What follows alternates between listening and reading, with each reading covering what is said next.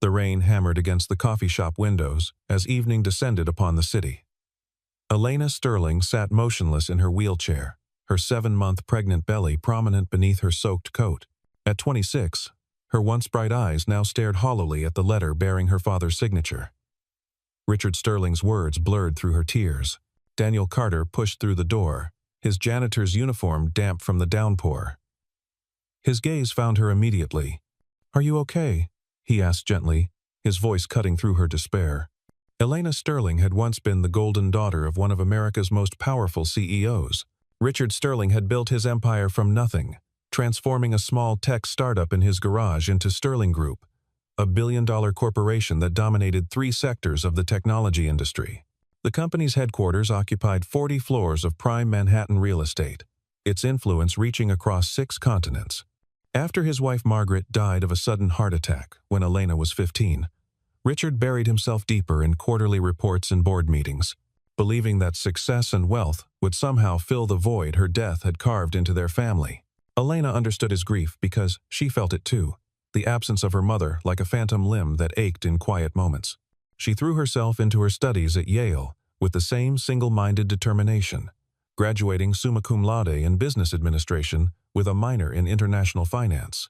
Every summer was spent interning at Sterling Group, shadowing executives, learning supply chains, understanding market dynamics, preparing to inherit an empire. She was being groomed from birth to carry on the Sterling legacy. Her face already familiar to board members who saw her as Richard's natural successor. Then came the accident 2 years ago on Interstate 95. It was a rainy November evening, much like this one. A drunk driver in a pickup truck ran a red light at 70 miles per hour, T-boning Elena's Mercedes and crushing it against a concrete barrier. The paramedics used the jaws of life to extract her from the wreckage. 11 hours of surgery saved her life, but the damage to her spinal cord was complete and irreversible. L2 and L3 vertebrae shattered beyond repair. Paralyzed from the waist down at 24, Elena spent 6 months in rehabilitation learning to navigate the world from a wheelchair. Richard hired the best specialists from Johns Hopkins, Mayo Clinic, even flew in experts from Switzerland. He bought her the most advanced wheelchair money could buy. Carbon fiber frame, smart technology, custom modifications that cost more than most people's cars. The entire Sterling mansion was renovated for accessibility ramps installed, doorways widened, an elevator added, bathrooms rebuilt. But he couldn't hide his disappointment when board members whispered about succession plans, questioning whether someone in a wheelchair could command respect in hostile negotiations, whether she could project the strength needed to lead. At a charity gala 8 months ago for the Children's Hospital where Margaret had volunteered for 15 years, Elena met Adrian Miller. He approached her during the silent auction, commenting on her aggressive bidding strategy for a Monet reproduction. 30 years old with perfectly styled dark hair that never seemed out of place, ocean blue eyes that seemed to see into her soul, and designer suits that cost more than most people's monthly salaries. Adrian seemed to see past her wheelchair. Where others saw limitation, he claimed to see strength. He pursued her relentlessly over the following weeks, sending exotic orchids to her physical therapy sessions every Tuesday and Thursday morning, showing up at the adapted swimming pool where she did her exercises, learning about her favorite authors and surprising her with first edition Hemingways and Fitzgeralds. He attended every Sterling Group public event, always finding reasons to be near her, to offer assistance she didn't need but appreciated anyway. Against her better judgment, and despite her father's initial warnings about Adrian's reputation as a corporate climber, Elena fell deeply and completely in love. When she discovered she was pregnant after weeks of morning sickness she'd attributed to stress, Adrian held her as she cried, promised marriage, painted pictures of their future. A spring wedding at his family's vineyard in Napa Valley. A nursery overlooking Central Park. Private schools. Family vacations to Europe. He spoke of raising their child to appreciate both business and art, to be compassionate and strong.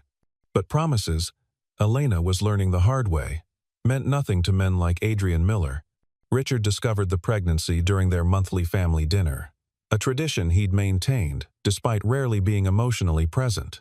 Elena couldn't hide her morning sickness any longer, rushing to the bathroom twice during the appetizer course, returning pale and shaking.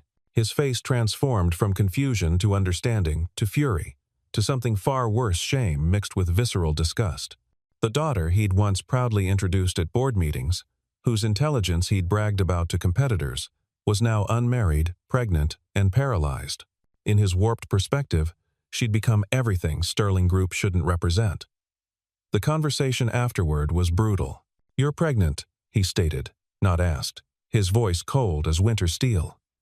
Elena nodded, her hand protectively over her belly. "Adrian and I are getting married. We're in love." Richard's laugh was bitter enough to curdle milk. "Love? You think that opportunist loves anything besides money and status?" His father's company went bankrupt 2 years ago. He's been circling Sterling Group like a vulture, and you were stupid enough to let him in. The real confrontation happened on a Thursday evening, 3 days after the disastrous dinner. Richard summoned Elena to his mahogany-paneled study, where he'd made billion-dollar deals and destroyed competitors with a phone call. The oil paintings of previous Sterling patriarchs seemed to glare down at Elena as she wheeled herself in, their eyes following her with disapproval. Richard stood behind his massive desk like a general preparing for war, his Italian suit impeccable despite the late hour, his expression carved from stone. "How could you be so irresponsible?" His voice carried the same tone he used when firing executives who'd failed quarterly projections. 26 years of preparation, the best education money could buy, and you throw it all away for what? A few months of passion with a man who's obviously using you? Elena gripped her wheelchair's armrests until her knuckles turned white, fighting to keep her voice steady. "I'm in love, Dad. Adrian and I are getting married next spring. This baby is wanted and loved, which is more than I felt growing up in this museum you call a home." Richard's face darkened at the insult. "Adrian Miller? That opportunist who's been sniffing around our competitors like a dog in heat? His last 3 relationships were with heiresses and executives' daughters. You think you're special? You think he sees past the Sterling name?" The word stung because Elena had started wondering the same thing. Adrian's calls had grown infrequent over the past month, always claiming work obligations. His visits were shorter, often ending with carefully casual questions about Sterling Group's expansion plans or her father's investment strategies for the Asian markets. He'd forgotten her birthday last week, sending a generic bouquet with a card his secretary had clearly signed. "You don't know him like I do," she insisted, though her voice wavered with growing doubt. "He sees me as more than just my wheelchair or my last name. He makes me feel whole again." Richard pulled out his phone, swiping through photos from a gossip blog that specialized in destroying reputations for profit. Elena at a modest restaurant in Queens she'd thought was safe from prying eyes, her pregnancy obvious beneath a simple dress she'd bought off the rack, the headline reading "Sterling Heiress's Secret Shame, Billionaire's Daughter Breeding Out of Wedlock." Below were hundreds of comments. So cruel, Elena stopped reading. After the first few comparing her to a beached whale. "You're destroying everything I built," Richard said coldly, his voice like ice cracking on a frozen lake. "The board is already questioning my judgment for keeping you as heir apparent after your accident. 3 major investors called this morning threatening to pull out. Stock prices dropped 3% in 6 hours because of these photos. Our competitors are laughing at us, calling Sterling Group weak, saying I've lost control of my own family." Elena felt tears burning her eyes but refused to let them fall. "I'm your daughter, not a stock option or a PR strategy. Mom would be disgusted by what you've become. You were my successor," Richard corrected, refilling his glass with 40-year-old scotch that cost more than most people's rent.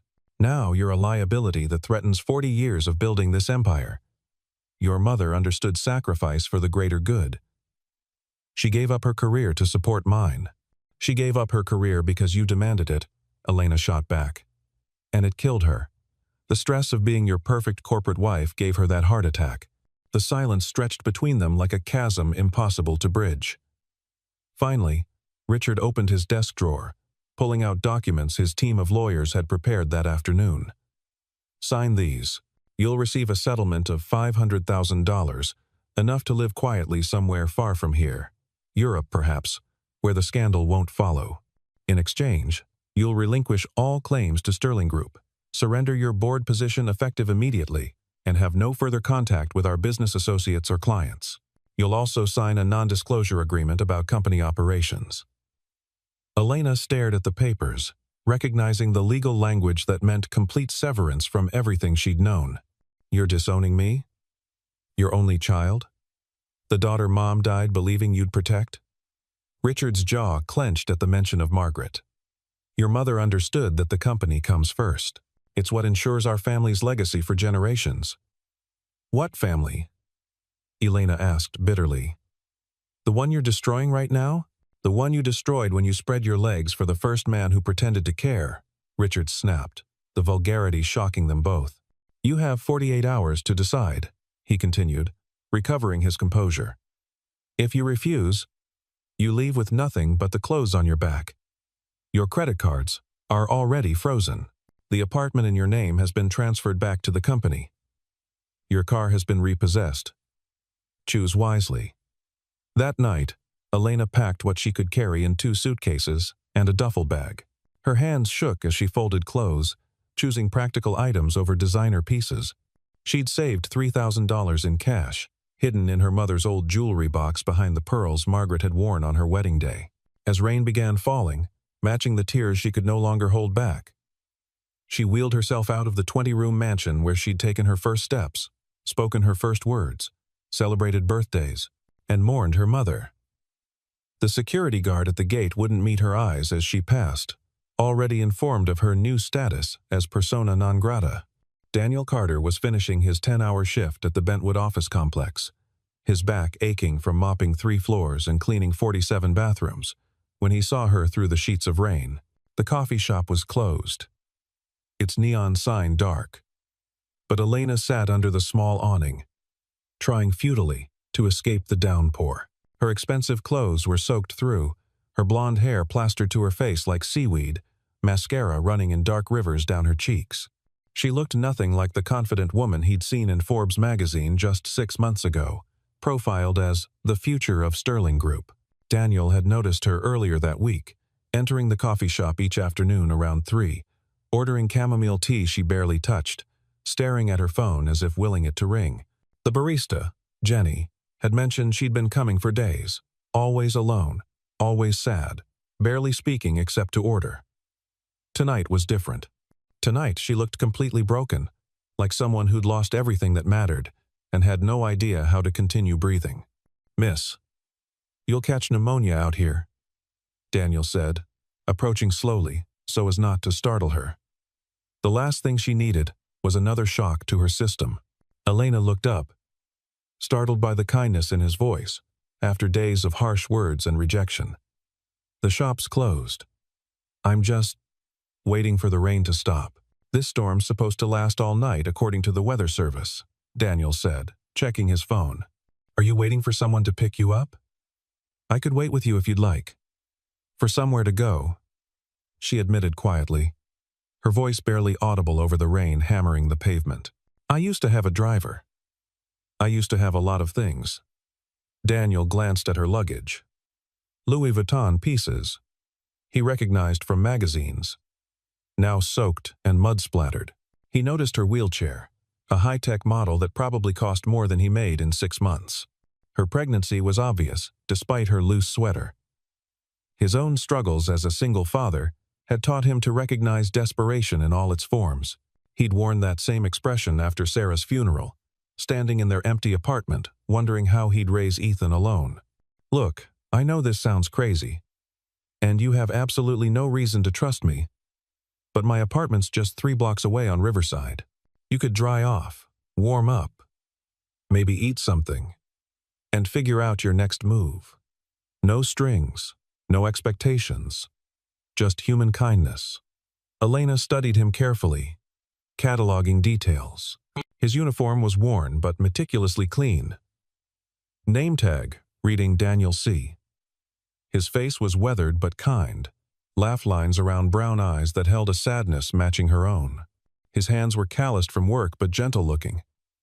"I don't even know you. You could be anyone. A serial killer. A kidnapper." "Daniel Carter," he said, pulling out his driver's license and work ID to show her. "I'm the night janitor here, Been working this building for 4 years since my wife passed.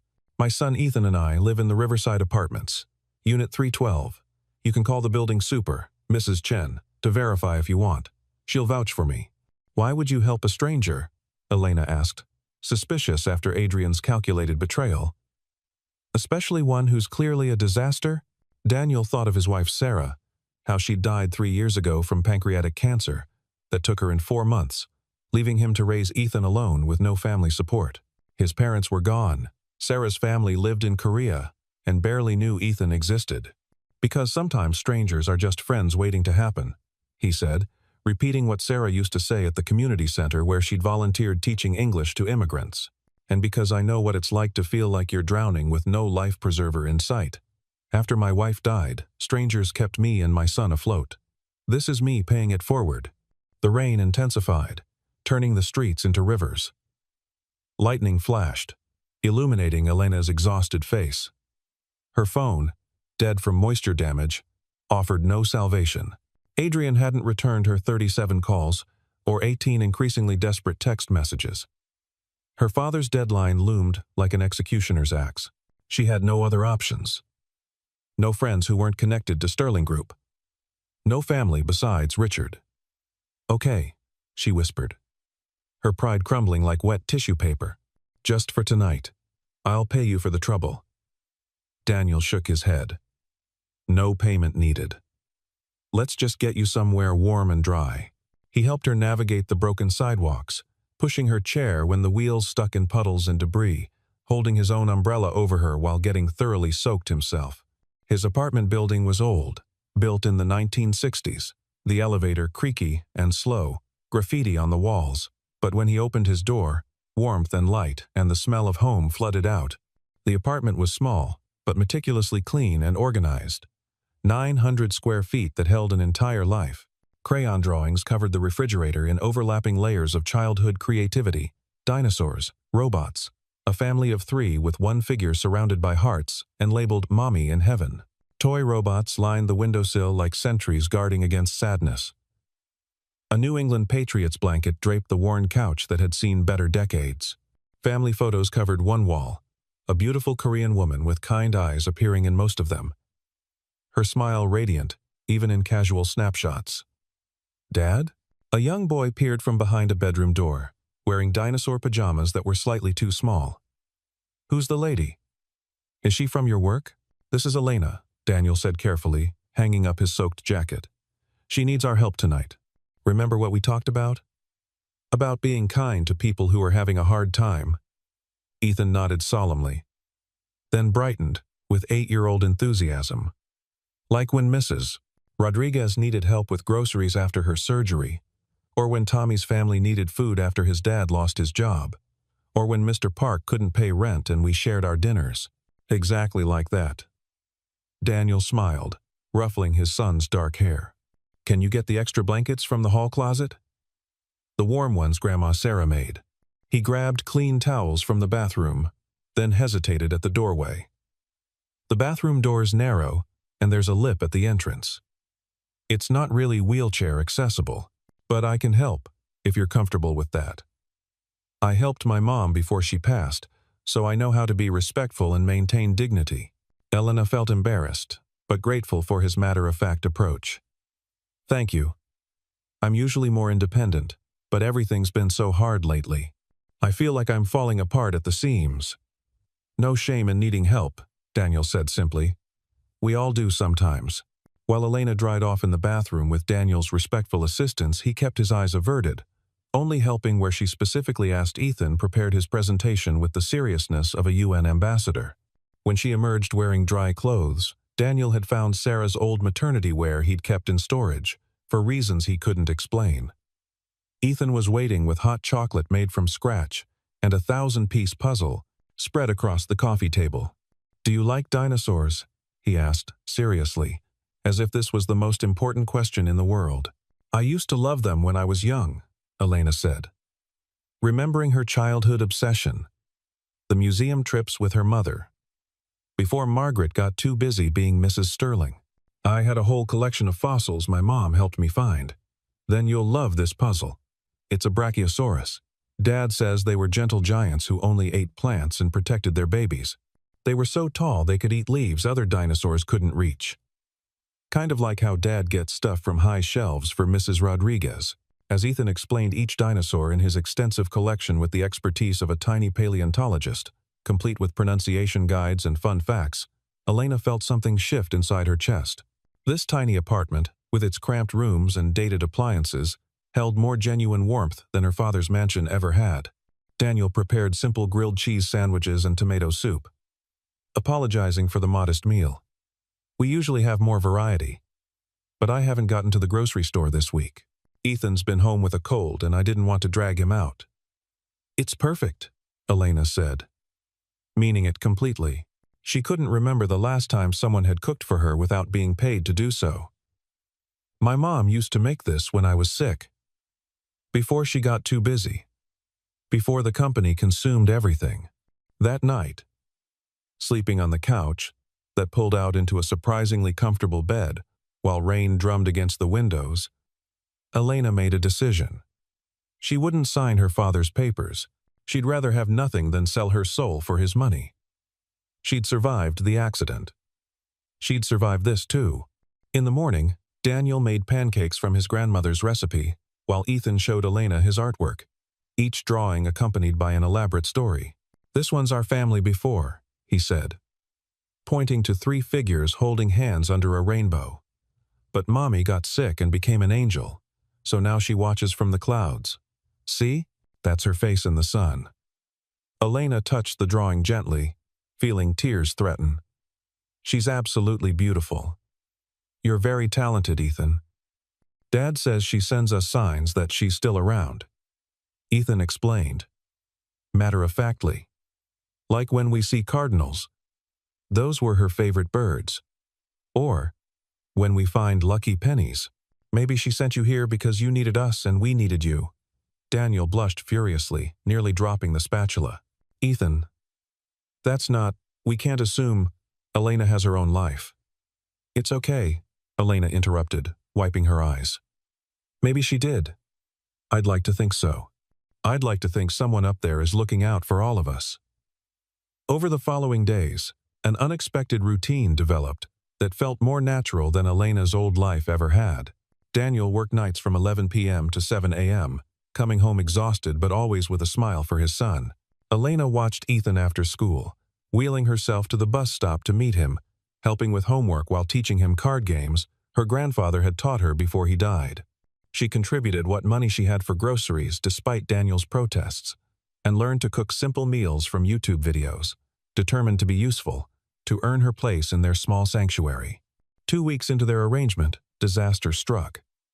The media vultures found her like they always did, drawn to scandal, like flies to carrion.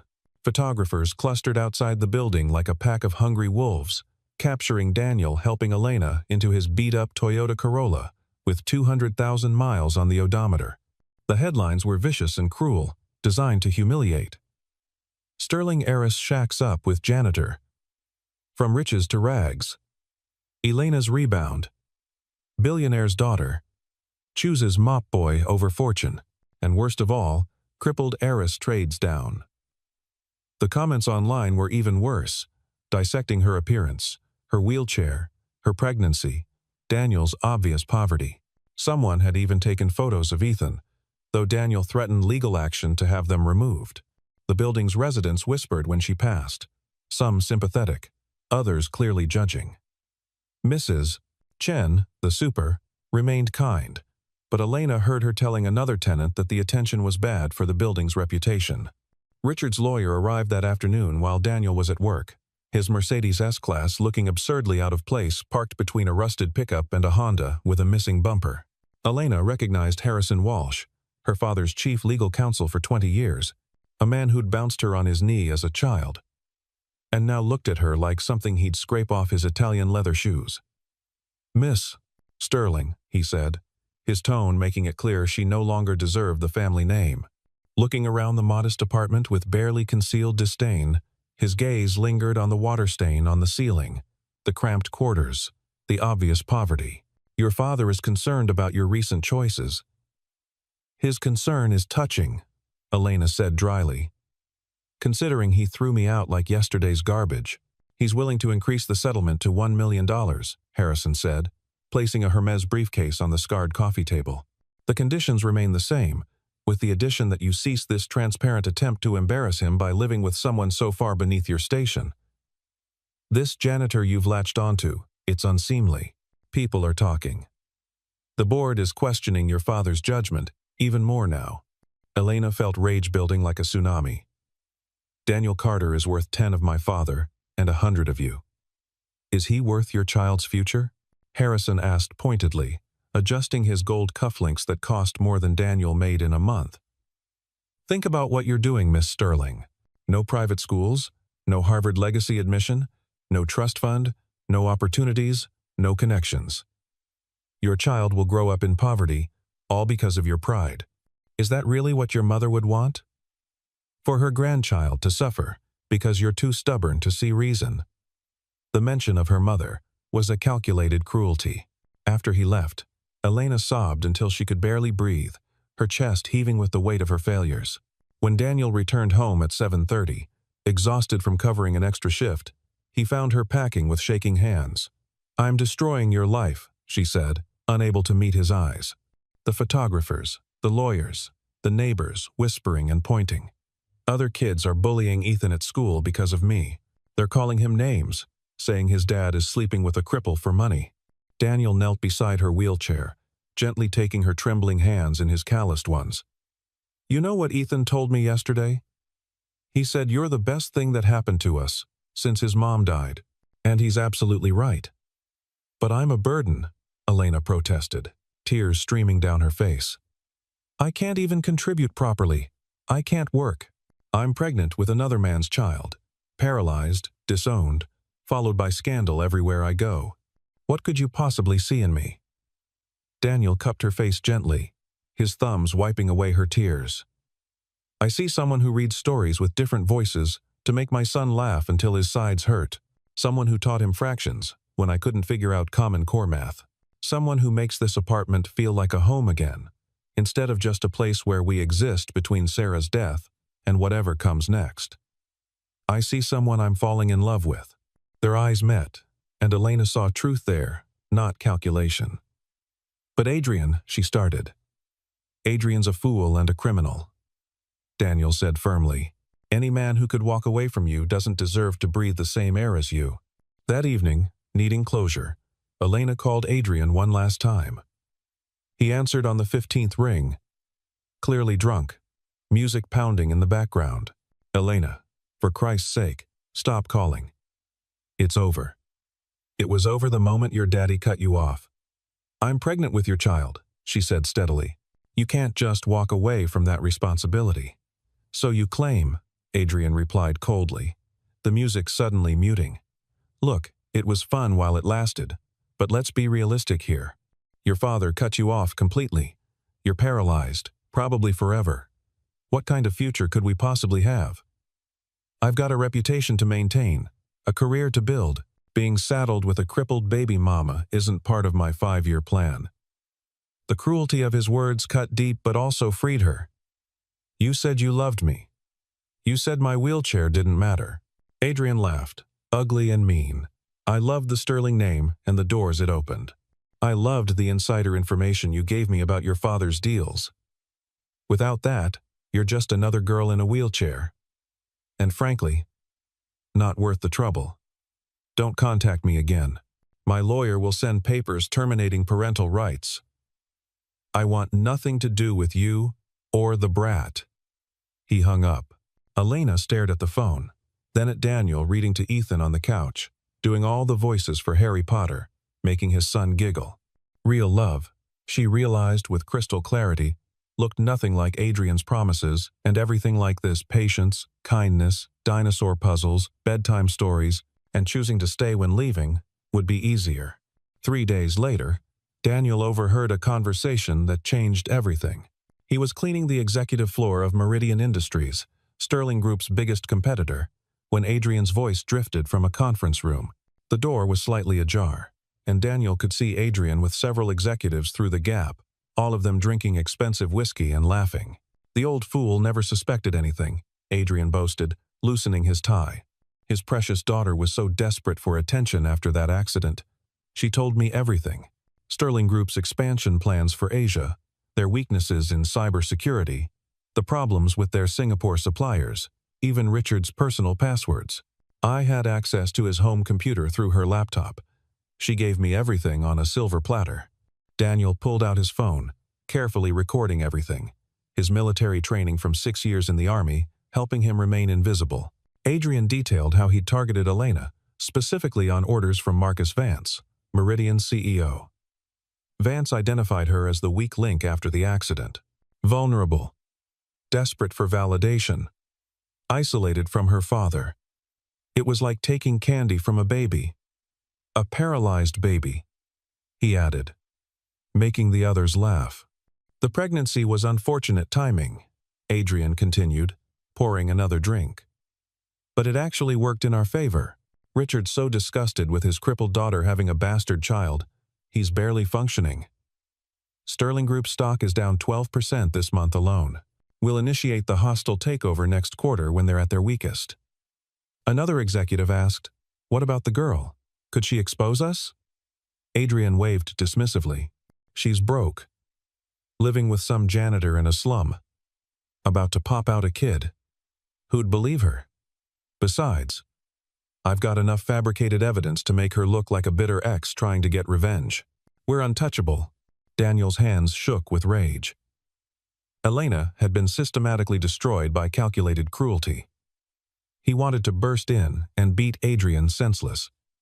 But revenge required patience and evidence. When he returned home, he found Elena teaching Ethan to paint with watercolors, her smile genuine despite everything she'd endured. He couldn't tell her yet, not without proof that would stand up in court. But he'd make this right if it killed him. Over the following week, Daniel became a detective. He traded shifts with coworkers to access different floors at different times, photographed documents left carelessly on printers, dug through trash for discarded papers, and even retrieved Adrian's discarded hard drive from the electronics recycling bin. Elena noticed his exhaustion. "You're working too hard," she said one evening, massaging his shoulders while Ethan did homework. "Let me help somehow. I feel useless just sitting here." "You are helping," Daniel said, watching her braid Ethan's hair for picture day with infinite patience. "More than you could possibly know. You've given us hope again." The breakthrough came from an unexpected source. Ethan had accompanied Daniel to work on a Saturday when the babysitter canceled, playing quietly while Daniel cleaned. The boy found papers that had fallen behind a filing cabinet, internal Meridian emails discussing Operation Sterling teardown with detailed timelines, payment structures, and Adrian's role. "Dad, is this important?" Ethan asked, holding up the crumpled papers. Daniel read them, his heart racing. They outlined the entire conspiracy, including Adrian's monthly payments of $50,000 and the planned corporate raid scheduled for next month. But they needed more concrete evidence to take to authorities. Elena still had one friend at Sterling Group, her former assistant Jennifer Chen, who'd started as an intern when Elena was learning the business. Elena called her, explaining everything that had happened. Jennifer was horrified. "I knew Adrian was suspicious. He kept asking about your father's schedule, his passwords, even what medications he took. He said it was because he wanted to be a good son-in-law. He was always snooping around your office when you were in meetings." "Oh, Elena, I'm so sorry. We all should have seen it." Jennifer agreed to help, using her access to retrieve Adrian's old emails to Elena, cross-referencing dates with Meridian's strategic moves. The pattern was undeniable. Every piece of inside information Elena had inadvertently shared during their relationship had been weaponized against Sterling Group. Jennifer also discovered something else. Adrian was already engaged to Marcus Vance's daughter. Had been the entire time he was pursuing Elena. The engagement had been kept secret for strategic reasons. The investigation intensified over 3 weeks of careful planning and dangerous execution. Daniel used his janitor's access to map Meridian's security protocols, memorizing guard rotations and camera blind spots. Elena decoded the financial data Jennifer smuggled out on encrypted flash drives. Her business training invaluable. They worked after Ethan's bedtime, spreading documents across the kitchen table like generals planning a campaign. Elena identified patterns Daniel would have missed: shell companies, offshore accounts, money laundering through Delaware corporations. This transaction here, Elena pointed out, tracing a complex trail. That's how they're hiding Adrian's payments, through 3 shell companies, then to the Caymans, then back as consulting fees. It's brilliant, but traceable if you know what to look for. Daniel marveled at her expertise. You really were going to run Sterling Group. You'd have been brilliant at it. In another life, Elena said sadly, her hand moving to her belly where the baby kicked. Maybe in this life too, Daniel suggested. Your father needs to know the truth. Elena shook her head. He won't listen to me. He thinks I'm a failure. Then, we make him listen, Daniel said, with determination. Their first attempt nearly ended in disaster. Daniel tried to access Meridian's secure server but triggered an alarm. Security guards flooded the floor within minutes. He hid in a supply closet for 3 hours, barely breathing, texting Elena to keep her calm. I'm fine. Just playing hide-and-seek with security, he wrote. That's not funny, she replied. You have a son to come home to, and me. We need you safe. The "we need you" made his heart race more than the close call. Their second attempt was smarter. Jennifer arranged a meeting between Elena and Thomas Westbrook, a sympathetic board member, but he backed out at the last minute, scared of Richard's wrath. We're running out of time, Elena said urgently. I'm due in 5 weeks. Meridian's takeover is next month.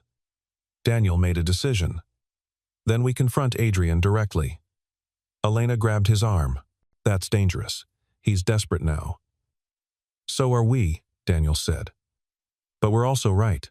The plan was simple, but risky. Daniel would confront Adrian in the Meridian parking garage at 2 a.m. when security was minimal. Elena would wait in the car with the engine running, ready to call police if needed. But plans, like promises, often crumble under pressure. Adrian arrived early with 2 security guards, tipped off by someone.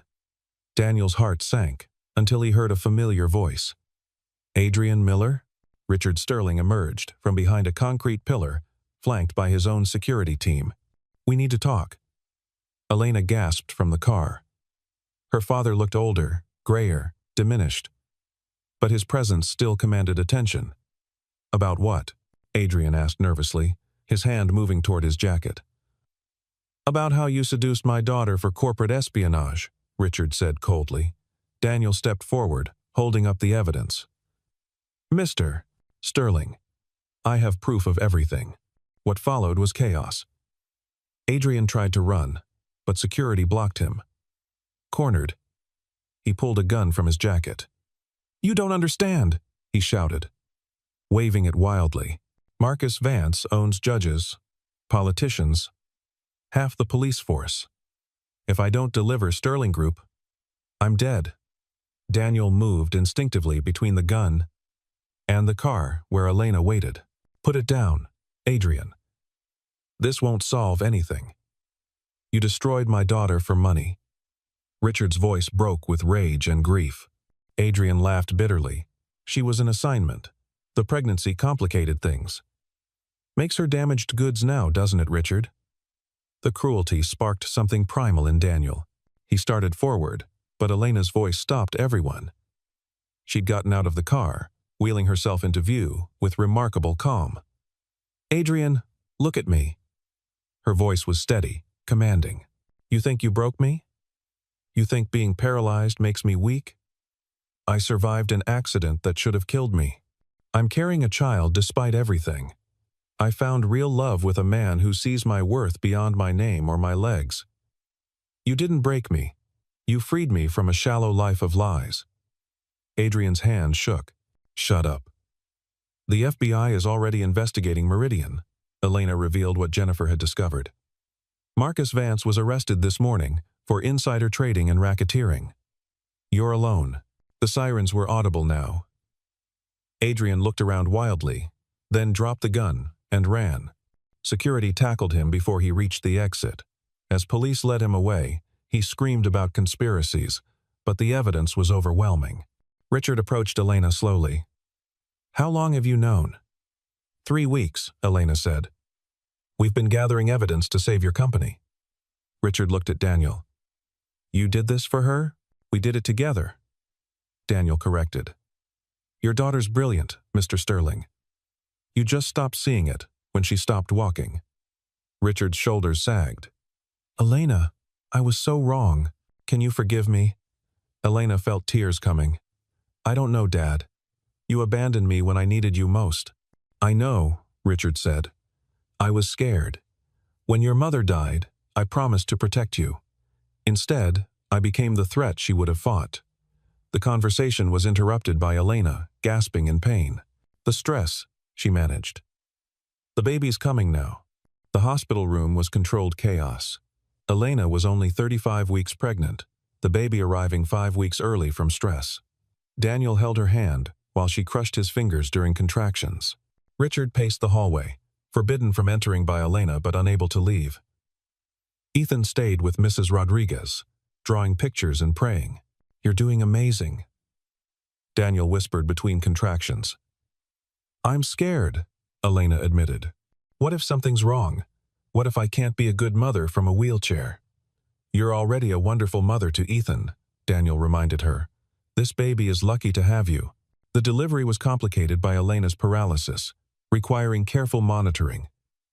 For 7 hours, she labored with Daniel, never leaving her side. Finally, at 2:43 a.m., a healthy baby boy entered the world.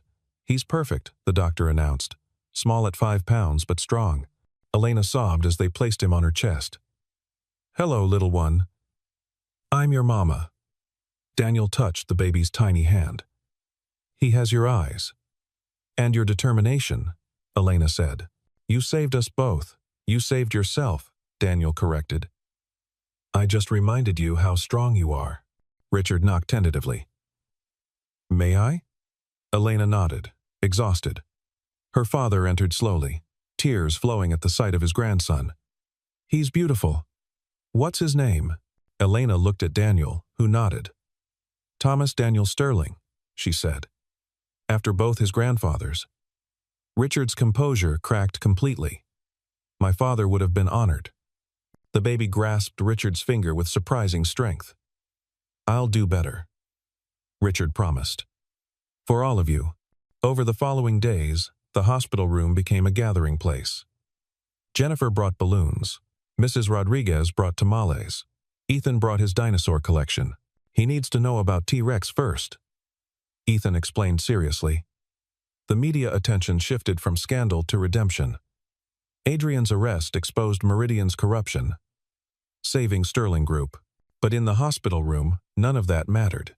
What mattered was Elena learning to breastfeed, Ethan singing lullabies, and a new family taking shape. 2 months after Thomas's birth. Spring arrived in full bloom. The small backyard of Daniel's apartment building had been transformed through Richard's financing and Daniel's labor, not charity, but a grandfather wanting safe spaces for his grandsons. A ramp led to raised garden beds where Elena grew vegetables with Ethan's help. The tomatoes are huge, Ethan announced, Thomas babbling agreement from his bouncer. Elena laughed, soil on her hands, feeling more accomplished than any deal ever made her feel. Daniel was building a sandbox, his shirt off in the warm sun. Elena watched him work, still amazed this man had chosen them. Stop staring at my dad, Ethan teased. That's because I love him, Elena said simply. Ethan considered this. Does that mean you'll be my mom now? Only if you want me to be, Elena said. I already asked Thomas, Ethan said seriously. We voted. Daniel dropped his hammer, kneeling beside Elena's chair. Ethan's been practicing something, he said, pulling out a small velvet box. Will you marry us? Ethan asked excitedly. Dad says you have to marry all of us. Elena looked at the simple ring. Perfect, because it came with love, not lies. Yes, she said, crying and laughing. Yes, to all of you. Richard arrived for Sunday dinner, carrying legal documents making Elena full partner in Sterling Group. When you're ready, he said. The company needs your vision. I have a new vision now, Elena said, watching Thomas reach for Ethan. It includes boardrooms and sandboxes. The best visions do, Richard agreed. As the sun set, they gathered around the picnic table Daniel had built. Elena looked at each face her father, learning to be present. Daniel, her unexpected salvation. Ethan, her bonus son. Thomas, her miracle. Her legs might never work again, but her heart had never been fuller. "You know what I realized?" Elena said, holding Daniel's hand. "I spent so long mourning what I lost, but losing all that led me here." Daniel squeezed her hand. "Where you belong. Where we all belong," Ethan corrected. The documentary crew captured the moment not for scandal, but because sometimes real life writes the best endings. Elena looked at the camera. Family isn't about blood or money or ability. Family is about choosing each other. Again and again. Especially when it's hard. Daniel chose me when I had nothing. Ethan chose to share his dad. Thomas chose to arrive perfect. And Dad chose to change. That's our story. The camera pulled back, capturing the scene. A paralyzed woman surrounded by love. Building the life she never expected but deserved. Children played, men laughed, and hope bloomed like Elena's tomatoes, unexpected, resilient, and absolutely thriving. The afternoon sun cast long, golden shadows through the hallway windows of Westfield High School. A 15-year-old girl with soft blonde curls clutched her books tightly, hurrying toward the main exit. Suddenly, a tall boy blocked her path, his hand shooting out to grab a fistful of her hair, yanking hard enough to make her gasp. At the far end of the corridor, a man in a faded military green shirt had just arrived to pick up his daughter. Without hesitation, he strode forward, placing himself between the girl and her tormentor. Marcus Hayes stood in the modest kitchen of his rented home, the morning light filtering through worn curtains as he prepared breakfast with practiced efficiency. At 35, his movements carried the precision of his 12 years in Special Forces, 3 deployments to Afghanistan, countless classified missions that would never see the light of day. The scars on his forearms told stories he couldn't share, memories etched in flesh rather than words. His calloused hands moved with surprising gentleness as he flipped eggs in the pan, a simple ritual that anchored him to this new life. So different from the one he'd known in uniform, the small house might have been a far cry from military barracks. But he'd made it a home for himself and Emma, filling it with photographs of happier times, most featuring a woman with kind eyes and a radiant smile who'd been gone 3 years now.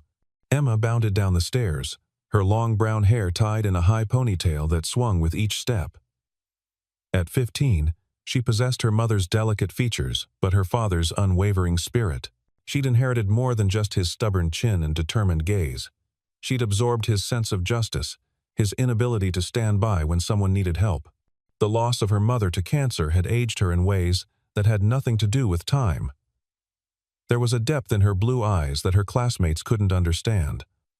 A maturity born from grief, transformed into strength. She grabbed a piece of toast, kissing her father's cheek with the casual affection that had become their morning routine. Marcus worked nights as a security guard at a downtown office building, a job that paid just enough to keep them afloat. He never complained about the long hours or the monotony. Military discipline had taught him to find purpose in routine, strength in simplicity. Across town, in the affluent North District where manicured lawns stretched like green carpets between impressive houses, Lily Patterson sat alone at a vast dining table. The morning sun illuminated her pale blonde curls, making them glow like spun gold. But her gray eyes remained distant, focused on something beyond the expensive china and crystal glasses. 2 weeks in Westfield, and she still felt like a ghost walking through someone else's life. Her mother, Brigadier General Sarah Patterson, sat across from her in a crisp uniform that seemed to repel even the smallest speck of dust. Sarah's face maintained the controlled expression she wore like armor. But when she looked at her daughter, something softer flickered in her eyes, a vulnerability she showed to no one else. The general commanded respect from thousands of soldiers at the base 50 miles away. But here, at this table, she was simply a mother watching her child retreat further into herself with each move, each new school, each group of strangers her daughter would have to navigate. Westfield itself was a typical Midwestern town, population just under 20,000, where everyone knew everyone else's business and gossip traveled faster than the wind that swept across the plains. The high school, A sprawling brick building that had stood for 60 years, harbored its own ecosystem of social hierarchies and unspoken rules. Beneath the veneer of academic excellence and championship sports teams lurked a darker truth, a culture of bullying that administrators either couldn't see or chose to ignore. The children of prominent families, those whose parents donated generously to school funds and sat on important boards, operated with near impunity. Their targets were always carefully chosen. The new kids, the different ones, those without connections or protection. Brad Morrison exemplified everything wrong with Westfield High's social structure.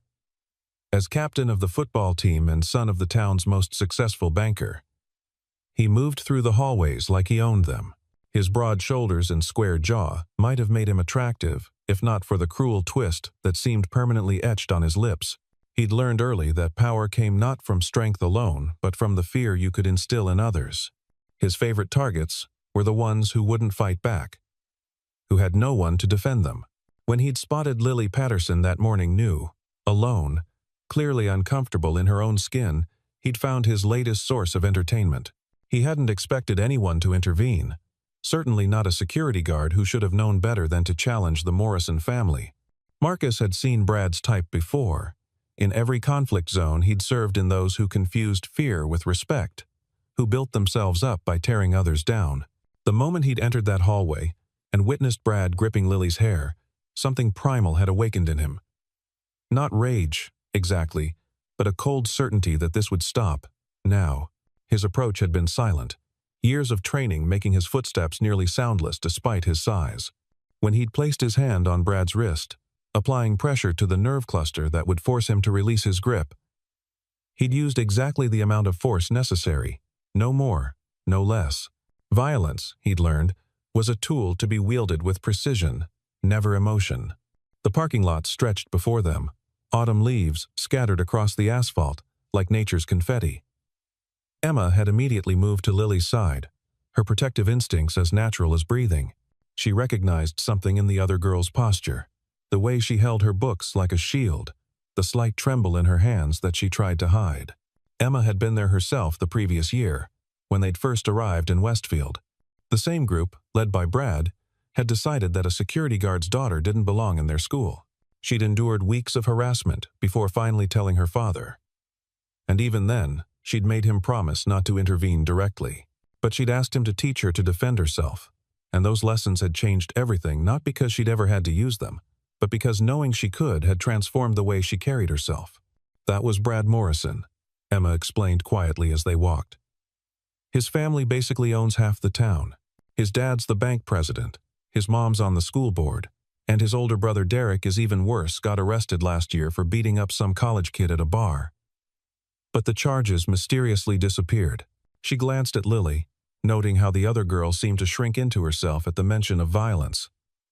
They think they're untouchable, but they're not. They're just bullies with money. Lily's response was barely a whisper, her voice carrying an accent that suggested she'd lived in many places but belonged to none. It's fine. I'm used to it. The words hung in the air between them, heavy with implications that made Marcus's jaw tighten. No 15-year-old should be used to being hurt.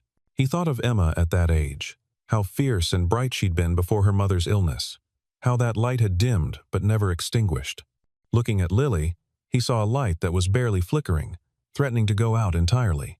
You shouldn't have to be used to it, Emma said firmly, her voice carrying her father's conviction. Nobody should. That's why we have to stick together.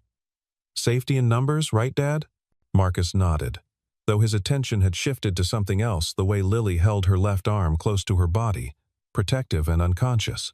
His trained eye caught what others might miss, the slight favoring of one side, the careful way she moved that suggested old injuries, maybe more than just physical ones. Marcus noticed how Lily unconsciously kept her distance from him, maintaining at least 3 feet of space at all times. It was a practiced maneuver, the kind of spatial awareness that came from hypervigilance. He'd seen it in combat zones, in soldiers who'd been ambushed one too many times, but this was a 15-year-old girl in suburban America. What had happened to make her so wary? His protective instincts, already engaged, shifted into higher gear. This wasn't just about one incident of bullying. There was a deeper story here, one written in the language of survival, that both he and this young girl seemed to speak fluently. As they reached the edge of the parking lot where paths would diverge, Emma made a decision that would change all their lives. "What's your phone number?" she asked Lily. "I'll text you tonight, and tomorrow morning, we'll meet at the coffee shop on Maple Street before school. It's neutral ground, and they have amazing hot chocolate." The offer hung in the air like an extended hand, waiting to see if it would be accepted or left empty. Lily looked between Emma and Marcus, something shifting in her gray eyes. For a moment, the mask slipped, revealing a glimpse of the lonely, frightened girl beneath the careful composure. "Why?" she asked, the single word carrying the weight of every betrayal, every move, every friend left behind. "Why would you help me? You don't even know me." Emma's answer was simple and devastating in its honesty. "Because I know what it's like to be alone. And nobody should have to face Brad Morrison and his goons by themselves." She paused, then added with a small smile. "Plus, anyone who can stay that calm while getting their hair pulled is definitely someone I want as a friend." "You're tougher than you look, Lily Patterson." At the mention of her last name, Marcus noticed Lily stiffen slightly. It was subtle, but unmistakable she hadn't told them her last name. Emma noticed too, looking confused. "How did you know my name?" Lily asked, her voice carefully neutral. Emma shrugged. "Everyone knows the new kids' names. Small-town gossip and all that. Your mom's military, right? That's what I heard anyway." The silence that followed was heavy with unspoken truths. Lily finally nodded, pulling out her phone with her right hand, while her left remained carefully tucked against her side. As she did, her sleeve rode up just enough for Marcus to see what he'd suspected, not just one bruise, but several, in various stages of healing. And there, on her wrist, a delicate silver bracelet that made his breath catch. He knew that insignia, had seen it only a handful of times in his career. It was the symbol of Delta Force, the Army's most elite special operations unit. Either Lily's father had been one of the most highly trained soldiers in the American military, or someone in her family wanted others to think he was. 703-555-4289, Lily recited, her voice gaining a tiny bit of strength. "Text me whenever." I don't really sleep much anyway." The admission slipped out before she could stop it, and color rose in her pale cheeks. Emma pretended not to notice, quickly entering the number in her phone with a cheerfulness that didn't quite mask her concern.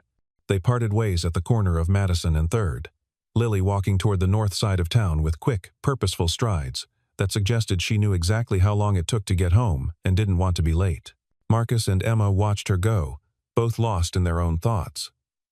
"Dad," Emma said quietly, "there's something really wrong there, isn't it?" Marcus nodded slowly, his mind already cataloging what he'd observed, the pieces of a puzzle that didn't quite fit together yet. "Yeah, baby, there is, but we'll help her, won't we?" Emma's response was immediate and fierce. "Absolutely." The evening came with the kind of Midwestern sunset that painted the sky in shades of orange and pink, beautiful enough to make you forget the ugliness that could hide in such a picturesque town.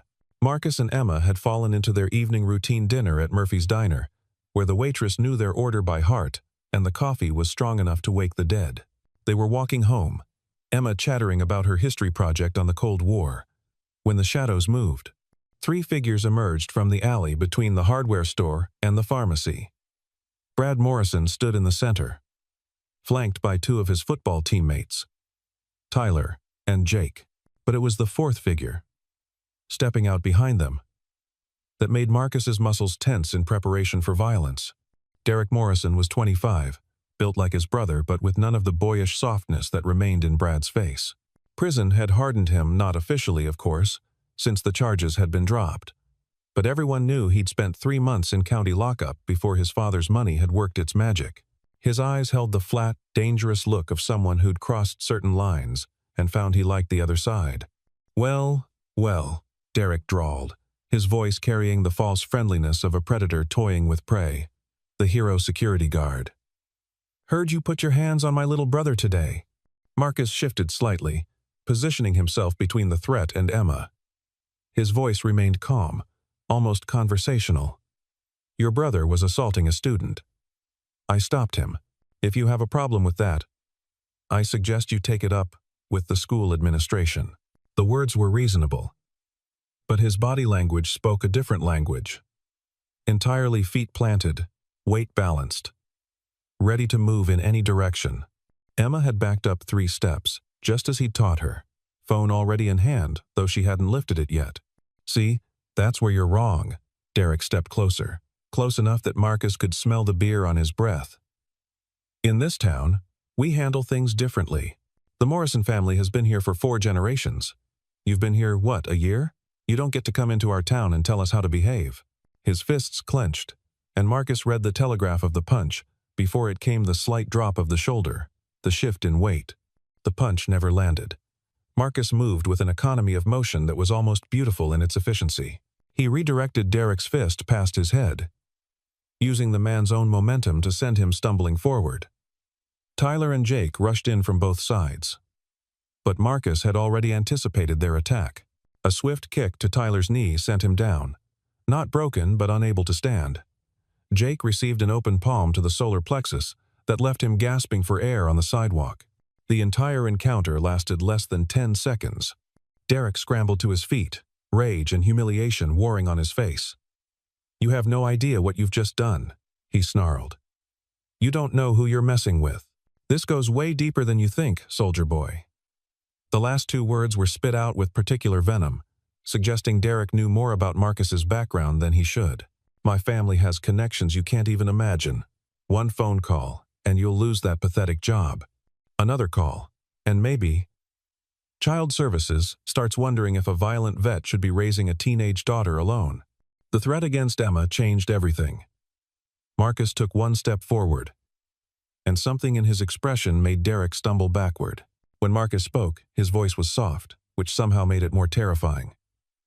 You can come after me all you want, but if you even think about touching my daughter or using her against me, you'll learn exactly what kind of soldier I used to be. And trust me, son, you don't want that lesson.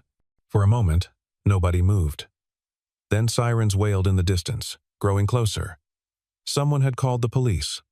Derek's face twisted into an ugly smile. This isn't over. Not by a long shot. He helped his friends to their feet, and they limped away into the darkness. Marcus stood perfectly still until they were gone, then turned to Emma. She was pale but steady, her phone recording everything. Did you get it all? He asked. She nodded. Every word, Dad. Every word. They walked home in silence, both processing what had happened and what it might mean. The Morrison family's influence in Westfield was no idle threat. Marcus had seen how small-town power structures worked, how money and connections could twist justice into something unrecognizable. But he'd also learned that bullies, whether in combat zones or suburban streets, all had the same weakness. They relied on fear, and when someone wasn't afraid, they didn't know what to do. The question was whether standing up to them would protect Emma and Lily or paint bigger targets on all their backs. The next morning arrived with an unseasonable chill, frost coating the windows like nature's warning of harder times ahead. Marcus had barely slept, his mind running through scenarios, contingency plans, the kind of tactical thinking that had kept him alive in much more dangerous situations. He was making breakfast when the doorbell rang at exactly 0700 hours military precision timing that made his instincts flare. Emma was still upstairs, getting ready for school. Marcus approached the door carefully, noting the large black SUV parked outside, government plates clearly visible. He opened the door and found himself face to face with a ghost from his past. Brigadier General Sarah Patterson stood on his doorstep in full dress uniform, her posture parade ground perfect despite the early hour. For a moment, neither spoke, the weight of shared history hanging between them like a physical presence. Sarah looked exactly as she had 8 years ago in Afghanistan, perhaps a few more lines around her eyes, a streak of premature silver in her dark hair that hadn't been there before. But it was her expression that struck him most, the carefully controlled mask that he remembered from the worst day of both their lives. Marcus, she said, his name sounding strange on her lips after so many years. "We need to talk." Her voice carried the same authority that had once commanded hundreds of soldiers. But underneath, he heard something else. A mother's fear, carefully controlled, but unmistakable. "May I come in?" Marcus stepped aside wordlessly, his mind racing. Sarah Patterson. Of course. Lily Patterson. How had he not made the connection? But Patterson was a common enough name, and the last he'd heard, Sarah had been stationed in Germany. He led her to the living room, noting how her eyes took in everything, the photographs of Emma and her mother, the folded flag in its triangle case on the mantel, the small signs of a life rebuilt from loss. She sat on the edge of the couch, back straight, hands folded in her lap in a position that looked relaxed but wasn't. "I heard about yesterday," she began without preamble. "Both incidents, the school and the street." Her jaw tightened almost imperceptibly. "I wanted to thank you for protecting Lily. She didn't tell me herself, she never does, but I have my sources." The admission revealed more than she probably intended about the distance between mother and daughter, the gaps that secrets and silence could create, even in the closest relationships. "Your daughter's been hurt before," Marcus said. Not a question, but a statement. "Those bruises aren't from yesterday." Sarah's composure cracked slightly, pain flashing across her features before she reasserted control. "Every base, every school, it's the same. She's always the target. The general's daughter, the new kid, the one who doesn't fit in. I've tried everything. Private schools, base schools, homeschooling. Nothing works. She just withdraws more each time." The silence stretched between them, filled with everything they weren't saying. Finally, Marcus spoke. "Kandahar. Operation Iron Shield. December 15th, 2016. Each word was carefully placed, like stepping through a minefield. Sarah's face went pale, her hands clenching involuntarily. "You remember," she said softly. "Of course, you remember. How could either of us forget?" The mission had been classified at the highest levels, a joint special operations raid on a high-value target. Sarah had been the intelligence officer who'd planned it, Marcus the team leader who'd executed it. Everything had gone wrong. Bad intel, an ambush, 3 good soldiers dead, including Sarah's husband, Lieutenant Colonel James Patterson, who'd insisted on accompanying the raid despite regulations. Marcus had carried James's body out himself, had been the one to hand Sarah her husband's tags, still warm with blood. The official report blamed no one, cited the fog of war, but both Sarah and Marcus knew the truth. The intelligence had been flawed, and the decision to proceed had been hers. "I didn't know you were in Westfield," Sarah continued, her voice steadier now that the worst had been said. "If I had, I would have." "I don't know." "Warned you? Apologized? It seems insufficient after all this time." She looked at him directly for the first time since mentioning Kandahar. "I heard about your wife. Cancer." "I'm sorry, Marcus. I'm so very sorry. We've both lost too much," Marcus replied, his own voice rougher than intended. "But our daughters don't have to carry our ghosts. Lily needs help, Sarah. Not just protection from bullies, but real help. She's showing signs of trauma response that go way beyond normal teenage adjustment issues." He paused, choosing his words carefully, and the Morrisons made threats. Not just against me, but against Emma. They seem to think their family's influence makes them untouchable. Sarah's expression hardened into something Marcus recognized, the look of a commander whose troops had been threatened. "The Morrison family," she said slowly, "has been a problem for the military community for years. Derek Morrison was dishonorably discharged from the Army 2 years ago for assault and conduct unbecoming. His father pulled strings to keep it quiet, but I have access to records they thought were buried." She stood, smoothing her uniform with practiced precision. "They want to play power games? They have no idea what real power looks like." Emma appeared in the doorway, dressed for school but hesitant to interrupt. She looked between her father and the uniformed woman with curious eyes. Sarah's expression softened immediately, and Marcus saw her truly smile for the first time. "You must be Emma." Lily spoke about you last night, the first time she's mentioned a friend in over a year. Thank you for your kindness yesterday. Emma, never one to be intimidated by authority, walked into the room with confidence. Is Lily okay? She seemed really shaken up yesterday. Sarah's smile became sadder. She will be, I hope. Especially with friends like you. Emma studied the general with that direct gaze she'd inherited from her father. You're Lily's mom. She has your eyes, just grayer, and the same way of holding herself, like she's ready for an inspection even when she's trying to relax. The observation was so accurate that Sarah actually laughed, a surprised sound that seemed to startle her. You're very perceptive. Your father must be proud. Marcus felt something ease in his chest at the sound of Sarah's laugh.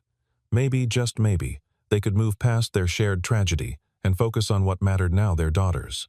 I have a proposition, Sarah said, returning to her professional demeanor but with warmth still in her eyes. Lily needs to learn self-defense, real skills, not just the basic courses they offer at the base. And she needs friends, people she can trust. Would you consider training both girls together? I'll compensate you, of course, and it would give them structured time to bond while learning something valuable. Marcus and Emma exchanged glances, a whole conversation in a look. Emma nodded slightly, and Marcus turned back to Sarah. No compensation necessary. We help because it's right, not for money. But there are conditions. Lily needs to want this, not have it forced on her. And if we do this, we do it properly. Not just physical training, but mental conditioning, confidence building, the whole package. Sarah's relief was palpable. Agreed. And Marcus, the Morrisons. Let me handle the political side. You've already done enough by standing up to them physically. I have ways of applying pressure that won't trace back to you or Emma.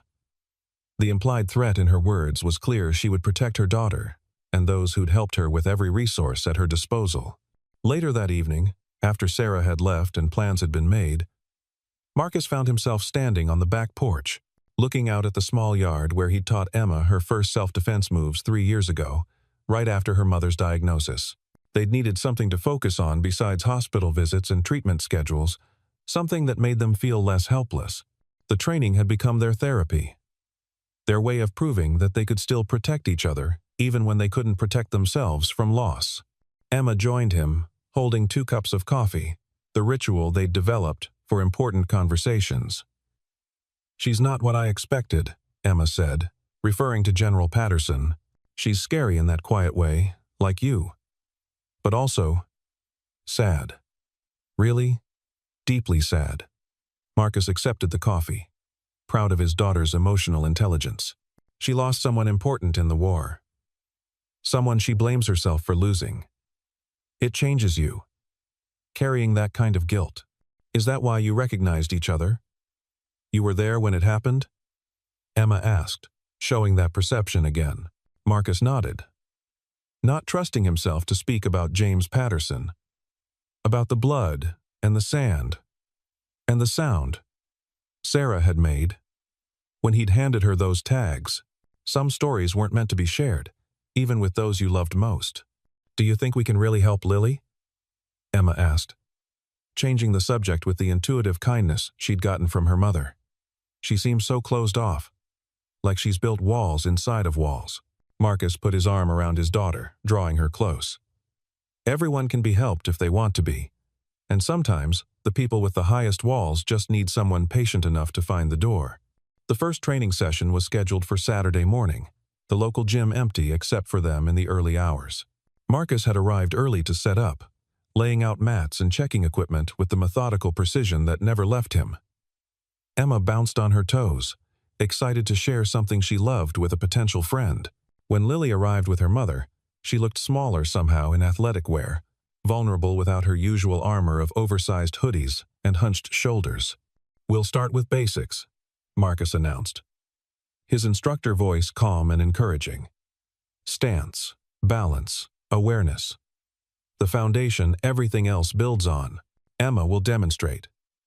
Then we'll work through it together. He watched Lily carefully, noting her reluctance to take up space. The way she tried to make herself smaller even when practicing defensive positions. Lily, you have the right to exist. You have the right to defend yourself. The first step is believing that. Sarah watched from the side, having changed from her uniform into civilian clothes that somehow still made her look military. Marcus could see her fighting the urge to intervene, to correct, to command. But she stayed silent, understanding that this needed to be Lily's journey, not hers. Emma proved to be a natural teacher, patient and encouraging, finding ways to make Lily laugh when the tension got too high. She shared her own struggles, the times she'd frozen in fear, the techniques that had helped her push through. As the weeks passed, the Saturday sessions became a cornerstone of all their lives. Lily began to stand straighter, to meet people's eyes instead of staring at the ground.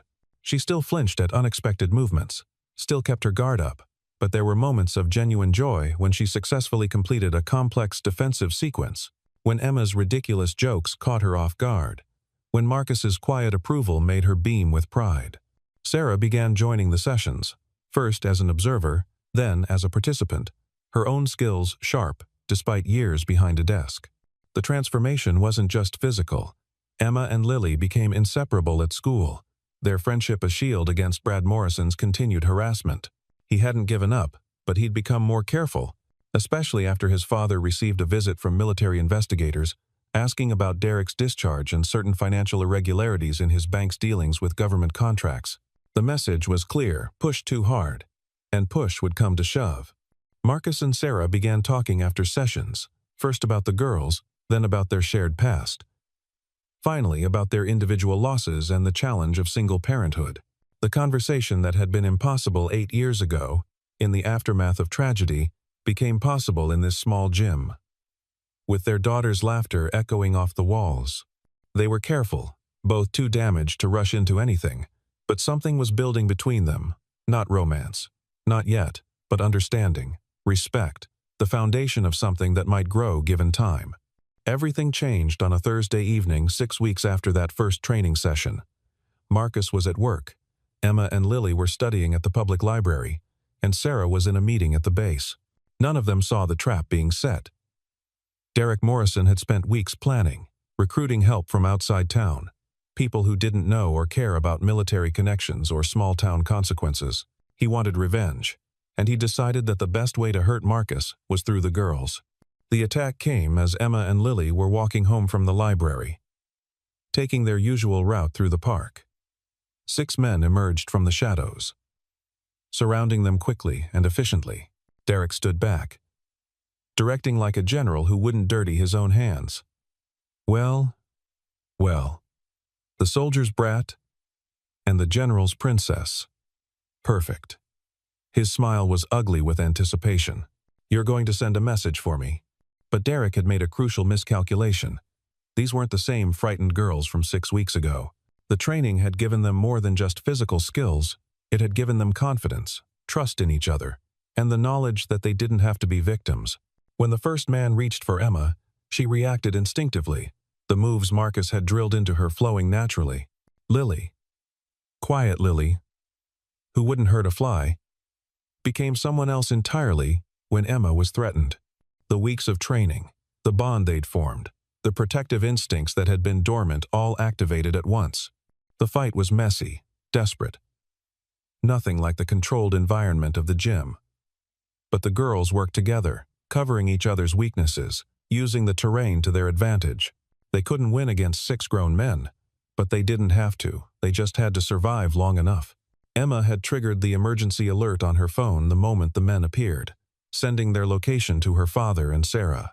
Lily's scream pierced the night air, deliberate and sustained, drawing attention from nearby houses. Marcus arrived first, having broken every speed limit and probably several laws of physics to get there. What he found stopped him cold for a fraction of a second. His daughter and Lily, backs to each other, still fighting despite being bloodied and exhausted. Then his training took over, and he became something Derek Morrison had never imagined existed: not just a soldier, but a father protecting his young. The 6 men never stood a chance. Marcus moved through them like a force of nature, precise and devastating. each strike calculated to incapacitate without killing, though the restraint cost him. Sarah arrived with military police from the base, having made the decision to involve federal authorities the moment she received Emma's alert. The park was suddenly flooded with lights and uniforms. Derek and his accomplices arrested on federal charges of assaulting military dependents, a charge that carried serious prison time and couldn't be bargained away with small-town influence. As the ambulance arrived to check the girls' injuries, bruises, and cuts, but nothing serious. Thanks to their training and fierce protection of each other, Sarah stood face to face with Derek Morrison. "You thought you were untouchable," she said, her voice carrying the authority of someone who'd commanded in actual war zones. "You thought your family's money and influence meant you could hurt our children without consequences. You were wrong. You're about to learn what happens when you threaten military families. Federal prison doesn't care who your father is, and neither do I." Derek's bravado crumbled as the reality set in. His father's money couldn't help him now. He'd crossed a line that put him in federal jurisdiction, and General Patterson had connections that far exceeded small-town influence. As they led him away in handcuffs, he looked back at the four of them, 2 soldiers, 2 daughters, a makeshift family forged in conflict, and saw his future disappearing. The aftermath was quieter than expected. The Morrison family, faced with federal investigation into multiple financial crimes uncovered during Derek's arrest, withdrew from public life. Brad transferred to a private school 2 towns over. The bullying at Westfield High didn't disappear overnight, but it lessened significantly when everyone saw what had happened to the untouchable Morrisons. Emma and Lily became symbols of resistance, though they never sought that role. They just wanted to be teenagers, to worry about tests and boys and college applications instead of survival. 3 nights after the attack, Sarah invited Marcus and Emma to dinner at her house. A modest but comfortable home that reflected her military practicality more than her rank's privileges. As they sat around the table, sharing a meal Lily had helped prepare, discovering a love of cooking that surprised everyone, especially herself, the conversation flowed with an ease that would have been impossible just weeks before. Stories were shared, not about the trauma, but about the mundane joys of daily life. Emma teased Lily about her crush on a boy in their chemistry class. Lily fired back about Emma's terrible singing in the car, and the adults watched with something approaching wonder at the resilience of their children. After dinner, while the girls disappeared upstairs to work on homework that probably involved more gossiping than studying, Marcus and Sarah stood on the back deck, looking out at the stars bright in the clear Midwestern sky. "I never thanked you properly," Sarah said quietly. "Not just for the other night, but for everything. For giving Lily her strength back, for showing her she doesn't have to be afraid all the time." Marcus turned to look at her, seeing not the general, but the woman, tired, scarred, but still fighting. "You don't need to thank me. Emma needed Lily as much as Lily needed her. They saved each other." He paused, then added, "Maybe we all did." Sarah moved closer, not touching but near enough that he could feel her warmth in the cool night air. "That night in Kandahar, after you brought James back, I thought I'd never forgive myself. I thought I'd never be able to look at you without seeing my failure." She took a breath, steady and determined. "But now I see something different. I see the man who helped my daughter find herself again, who stood between her and harm without hesitation, who showed me that maybe, just maybe, we can build something good from all this loss." The moment stretched between them, fragile and full of possibility. From upstairs came the sound of the girls laughing, bright and unrestrained, the sound of healing happening in real time. Marcus thought of his wife, of how she'd made him promise to find happiness again, to not close himself off to love because of loss. Sarah thought of James, of how he'd always said that the best honor to the dead was to live fully for them. "It won't be easy," Marcus said finally. "We're both carrying a lot of damage. The girls need stability, not more upheaval." Sarah nodded, understanding implicit in the gesture. "Then we go slow. We build on friendship first, on this foundation we've already created. The girls are our priority, always. But maybe, along the way, we can find something for ourselves too." 6 months later, spring had transformed Westfield, bringing green to the trees and warmth to the air that had been frozen for so long. The gym where it all started had become a different kind of gathering place. Marcus and Sarah had opened a free self-defense program for local teenagers, teaching not just physical techniques but confidence, awareness, and the knowledge that they had the right to protect themselves.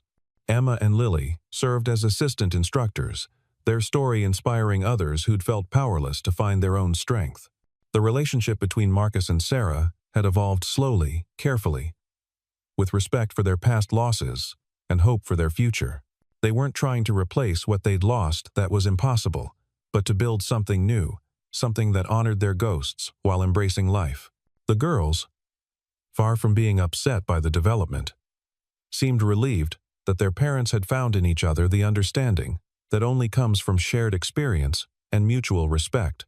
On this particular spring evening, as the four of them sat around the Patterson dining table that had become as familiar as their own, Lily raised her glass of lemonade in an impromptu toast. "To unexpected families," she said, her voice strong and clear. So different from the whisper it had been that first day. "To the people who stand up for us, who teach us to stand up for ourselves, and who show us that we're worth standing up for." Emma raised her own glass, adding, "To second chances, new beginnings, and the weird way life sometimes puts exactly the right people in your path, at exactly the right time." The adults joined the toast, eyes meeting over their daughters' heads with the kind of understanding that needed no words. As the evening wound down and the Hayes family prepared to leave, though the definition of family had become beautifully blurred, Sarah walked them to the door. The casual touches between the adults, the easy affection between the girls, the sense of belonging that permeated the space, all spoke to how far they'd come from that day in the high school hallway, when a veteran had stood between a scared girl and her tormentor. "Same time tomorrow?" Lily asked Emma, referring to their planned study session that would inevitably involve more talking than studying. Emma nodded enthusiastically, and the girls hugged with the fierce affection of sisters who'd chosen each other. As Marcus and Emma walked to their car, Sarah called out softly, "Marcus." He turned back, and she smiled, the expression transforming her face from the controlled general to simply a woman who'd found her way back to happiness. "Thank you for everything," Marcus smiled back, the expression reaching his eyes in a way Emma hadn't seen since before her mother's death. "Thank you too, Sarah, for trusting us. For trusting this." The words carried weight beyond their simplicity, acknowledgement of all they'd overcome and all that lay ahead. As they drove home through the quiet streets of Westfield, Emma reached over and squeezed her father's hand. "Mom would be proud of you, Dad. Of us. Of all of this." Marcus squeezed back, his throat tight with emotion. "I think she would be, baby. I really think she would be." The story that had begun with an act of simple human decency protecting someone who needed help had evolved into something neither Marcus nor Sarah could have anticipated. Two broken families had found in each other not just healing but renewal. The ghosts of the past would always be there, honored and remembered, but they no longer defined the future. In a small town where everyone knew everyone's business, the veteran and the general, the two teenage girls who'd become sisters in all but blood, had written their own story of redemption, courage, and the extraordinary power of ordinary people choosing to stand up for what's right. Sometimes, the most profound changes come not from grand gestures, but from small acts of courage multiplied over time. A hand extended in protection becomes a bond of trust. A moment of intervention becomes a lifetime of connection. And sometimes, just sometimes, saving someone else becomes the very thing that saves you too.